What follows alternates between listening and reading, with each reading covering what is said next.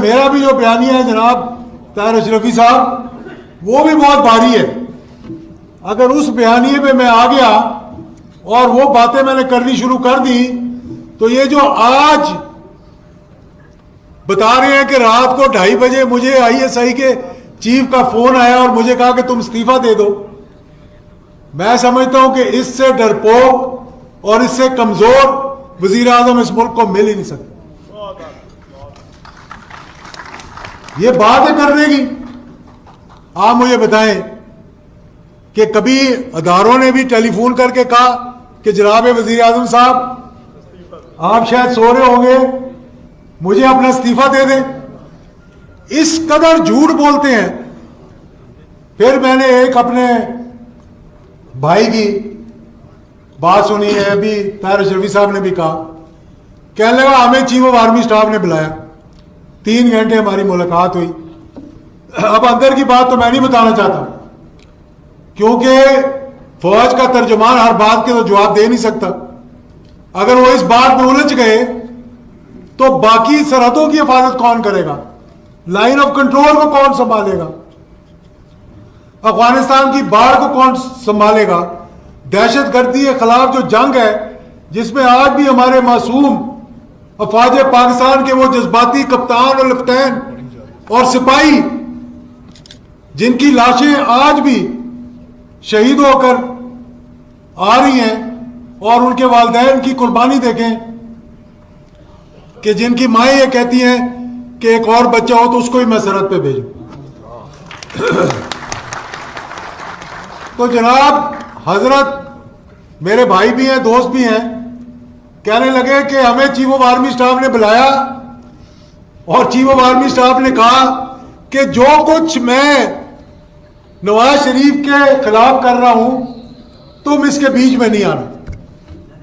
मैं जनाब गफूर हैदरी साहब को यह कहना चाहता हूं कि तुम अल्लाह को हाजिर नाजिर जानकर हलफ दे के ये बात कह दो, मैं सियासत छोड़कर चला जाऊंगा इस मुल्क से। बहुत आप कमाल की बात कर रहे हैं, जो मुंह में आता है बोल देते हैं। आपका क्या ख्याल है कि यहां कोई फौज का तर्जुमान खड़ा होकर, मैंने तो पहले कहा था DG ISPR साहब को कि जनाब आपको इनका जवाब नहीं देना चाहिए। ये जो लाइन लगा के गेट नंबर 4 के बाहर खड़े होते हैं, और आज मैं वो टेलीफोन की लॉग बुक उठा के ले आऊं कि कितनी कॉलें ये करते हैं मुलाकात के लिए, तो आप हैरान रह जाएंगे। और कितनी मुलाकातें की चीफ ऑफ आर्मी स्टाफ से या DG ISI से तो मिलना बहुत दूर की बात है। मैंने उनके करीबी रिश्तेदार के घर 6 मरतबा शहबाज शरीफ को अपनी आंखों से बैठे हुए देखा, और कसम उठा के कहता हूं मैं कि वो लोग मुस्लिम लीग नून की क़यादत जो कल लाहौर के अंदर एक जलसे से खिताब कर रहे थे, वो 2-2 दिन उनके घर के बाहर बैठे रहते थे और वो टाइम नहीं देते थे उनको। वो तो बहुत बड़ी बात है। मैंने इनको देखा स्टेशन कमांडर लाहौर 1999 के कू के बाद, वो ब्रिगेडियर साहब के दफ्तर में वो लोग बैठे होते थे जो आज पाकिस्तान के बहुत बड़े जमहूरियत का आलम उठाकर खड़े हुए हैं कि जमहूरियत के लिए हम कुर्बानियां दे दें। यार तुम मतलब कोई थोड़ा बहुत, और फिर ये बयान देना कि हम तुम्हारा वो अशर करेंगे जो अमेरिका की फौज का अफगानिस्तान में हुआ। तुम्हारी ये जुर्रत है कि तुम अफवाज पाकिस्तान के आगे बंद बांधने की कोशिश करो। क्या 22 करोड़ अवाम मर गए इस मुल्क के? तो ये मैं आप लोगों को बताना चाह रहा हूं कि इस वक्त 5th जनरेशन वॉरफेयर जो हो रही है मेरे अजीज दोस्तों बुजुर्गों, ये गौर करने की बात है। पहले इन्होंने उन मुजाहिदीन को, तालिबान को बदनाम करने की कोशिश की, यहां पर पाकिस्तान के अंदर दहशतगर्दी शुरू करवा दी। यहां तक कि खुद मौलाना फजल रहमान साहब मेरे साथ वाली कुर्सी में बैठते थे पार्लियामेंट के अंदर, खड़े होकर उन्होंने तकरीर की कि ये मरगला की पहाड़ियों तक दहशतगर्द पहुंच गए, किसी वक्त भी उतर जाएंगे। आप लोग क्या कर रहे हैं, हमारी फौज क्या कर रही है? और जब फौज मुतहरक हुई और आपने देखा कि दहशतगर्दी के खिलाफ जब जंग शुरू हुई 80,000 लोग शहीद हुए। 48 में, 65 में, 71 की जंग में इतने लोग जो है वो शहीद नहीं हुए हमारे फौज पाकिस्तान के, और पाकिस्तान के शहरी 80,000 से ज्यादा शहीद हुए। जनरल से लेकर, सर्जन जनरल से लेकर, लेफ्टिनेंट जनरल से लेकर और ब्रिगेडियर तक और मेजर तक कितने शहीद हुए जितने 65 की जंग में नहीं हुए, 71 की जंग में नहीं हुए। और वो जंग हमने लड़ी, हमारी फौज ने लड़ी और आज भी लड़ रही है। कौन था उसके पीछे? हिंदुस्तान था उसके पीछे, CIA था उसके पीछे, मुसाद थी उसके पीछे। ये तमाम एजेंसियां जो पाकिस्तान को कमजोर करना चाहती थी, अल्लाह के फजल करम से फिर वो हमारे कायदीन थे जो आज शुक्र अल्हम्दुलिल्लाह इंग्लैंड में बैठे हुए कोने के अंदर अल्ताफ हुसैन साहब जब ये तकरीर करते थे 3-3 घंटे टेलीविजन के ऊपर, और कभी डीजी रेंजर्स को बुरा भला कहना, कभी किसी को बुरा भला कहना, और हशर ये हुआ कि आज कोई पाकिस्तान में उनका नाम लेने के बराबर। बेशक कि हमने गलती की कि पाकिस्तान बना दिया, खुद जाकर हिंदुस्तान के अंदर बोला उसको। इनको तो पता ही नहीं कि मुल्क कितनी कुर्बानियों से बना था। उसके बाद गुलबशन यादेव जैसे लोगों को भेज दिया इस मुल्क के अंदर। उसके बाद इन्होंने दहशतगर्दी शुरू करवा दी। आज कराची में भी अमन हो गया। अब इस वक्त मैं आपको बताना चाहता हूं मौलाना साहब, शायद आपको इस बात का इल्म नहीं है कि 2.5 अरब से ज्यादा रकम पाकिस्तान के अंदर भेजी गई है फिरका वारियत को तूल देने के लिए। उनको पता लग गया है कि पाकिस्तान की फौज अल्हम्दुलिल्लाह इस मुल्क को कमजोर नहीं होने देगी। आप वो क्या चाहते हैं कि शिया सुन्नी को लड़वा दें, बरेलवी देवबंदी को लड़वा दें, अहले हदीस को आपस में लड़वा दें और एक दूसरे को बुरा भला कहें। ये तो हमारे उलमा की मेहरबानी है जिन्होंने मुहर्रम में काबू कर लिया। और आज फिर इस मुल्क के अंदर ये बात भी मैंने बहुत से उलमा इकराम को कही। पिछली तरह अहमदुल हक साहब चले गए, यहां बैठे हैं, इनके फंक्शन में मैंने ये बात कही थी कि इस मुल्क के अंदर उलमा इकराम की कमजोरी ये है कि वो एक प्लेटफॉर्म पर इकट्ठे नहीं हुए। क्या ला इलाहा इल्लल्लाह मोहम्मद रसूलुल्लाह के कलमे पे ये बनने वाला मुल्क के पाकिस्तान का मतलब क्या? ला इलाहा इल्लल्लाह मोहम्मद रसूलुल्लाह। और फिर हमें इधर इस मुल्क के अंदर जहां 22 करोड़ अवाम मुसलमान है, कलमा गो है, फिर हमें तहफ़्फ़ुज़ नमूस रिसालत की जरूरत पड़े। अगर हम सब इकट्ठे हो, मैं यकीन से कहता हूं कि किसी की जुर्रत नहीं कि वो खत्म नबूवत के खिलाफ बात करे। बेशक किसी की जुर्रत हो सकती है? ये हरगिज़ नहीं। ये हमारी अपनी कमजोरी है कि अजमत सहाबा बहुत बड़ी बड़ी रैलीज निकल रही। क्या वजह हुई है कि हमारी कमजोरी की वजह से उन पे उंगली उठी, उनके बारे में बात की गई पाकिस्तान को कमजोर करने के लिए, और हम उसका निशाना बनते जा रहे हैं। आज मैं इन लोगों से पूछता हूं कि कौन यहां पर, मैं तो उस बयानिए पे अभी आना ही नहीं चाहता। जब उस बयानिए पे आऊंगा शायद आप लोग बोझ ही ना उठा सके उसका, क्योंकि मैं इनके अंदर की बात बताऊं आपको कि ये क्या करते रहे माजी के अंदर।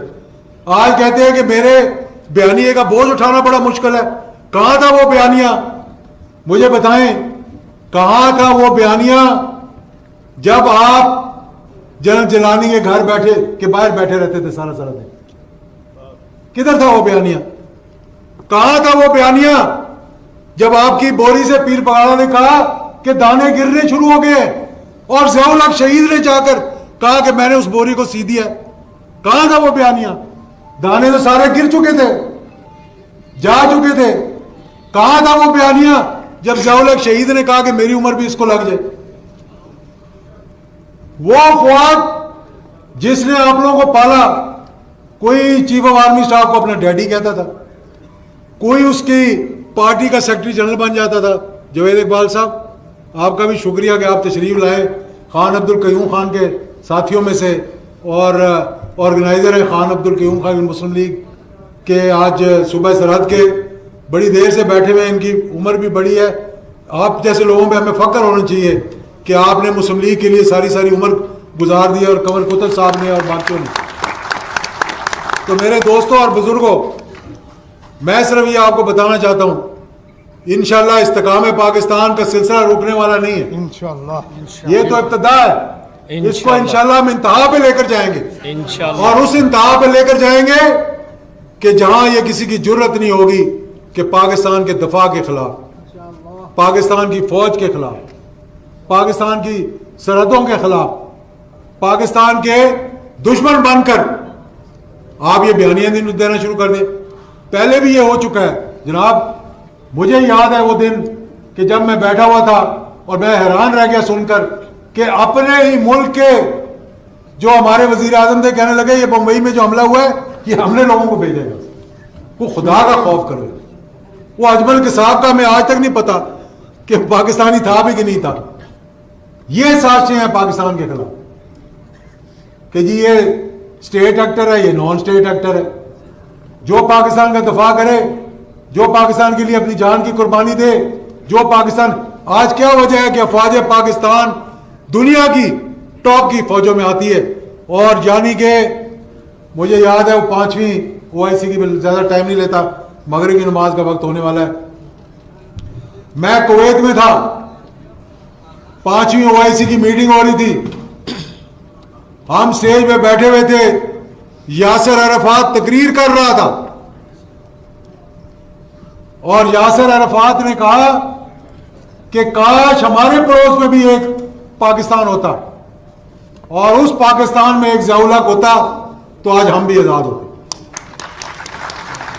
आप लोगों को पता ही नहीं है कि अल्लाह का कितना बड़ा करम और मौजज़ा। मैं ये बात बार बार कहता हूं कि उन अफगान मुजाहिदीन को सलाम पेश किया करो जो आपकी सलामती के लिए जिन्होंने 15 लाख जानों की कुर्बानी दी। वरना आज उन्होंने तो लड़ मर लिया, अपने मुल्क का झंडा आज भी ऊंचा रखा, बरतानिया को भगाया, रूस को भगाया, अब अमेरिका को भगा रहे हैं। और भाई यहां से तो हम लोगों ने उनके कदमों में बैठ जाना था। कौन है यहां कुर्बानी देने वाले, मुझे बताए ना जरा। बातें करने वाले बहुत हैं, तकरीरें करने वाले बहुत हैं, उनको सलाम पेश करो। अगर वो जहाद अफगानिस्तान ना होता आज पाकिस्तान का न्यूक्लियर प्रोग्राम भी ना होता। ये जो कहते हैं कि मैंने रातों रात अंदर बैठ के बम बना दिया, नहीं कौन सा नाम भी नहीं आता था, कभी टामा, कभी टोमा, कभी टीमी, और फिर साथ वाले से पूछ रहे हैं कि भाई क्या नाम था उस मिसाइल का जो आगे गिरा था, जिस मिसाइल को देखकर मैंने नया मिसाइल बना दिया। खुदा का वास्ता पाकिस्तान को बदनाम ना करवाएं। आपको इस मुल्क ने बहुत कुछ दिया, आइंदा भी देश है। अल्लाह से तौबा करें, अल्लाह से माफी मांगे। तो इसलिए मैं ये आपको कहना चाहता हूं, जो मुहिब्बे वतन लोग हैं इनकी बातों में ना आए। आप लोग देखें कि ये मुल्क हमने बड़ी मुश्किल से हासिल किया और इंशाल्लाह ये वाकई में सरदार कयूम साहब ने बुनियाद रखी थी। मैंने सरदार अतीक साहब को अगले दिन मैंने मैसेज किया कि तहरीक इस्तिकाम पाकिस्तान उन्होंने बनाई थी, हमने इस्तिकाम पाकिस्तान का जलसा किया। इसको इंशाल्लाह इन लोगों की मुशावरत के साथ इंशाल्लाह तहरीक इस्तिकाम पाकिस्तान में हम कन्वर्ट करेंगे। इंशाल्लाह पूरे मुल्क के अंदर जाएंगे, हर शहर के अंदर जलसा करेंगे और इंशाल्लाह मुहिब्बे वतन लोगों को इकट्ठा करेंगे, पाक साफ लोगों को इकट्ठा करेंगे। इस पाकिस्तान को इंशाल्लाह एक रोशन पाकिस्तान बनाएंगे। रोशन पाकिस्तान का मतलब वो है कि जहां से दीन की रोशनी निकले और सारी दुनिया को पे फैले जाके। बहुत बहुत शुक्रिया आप सबका।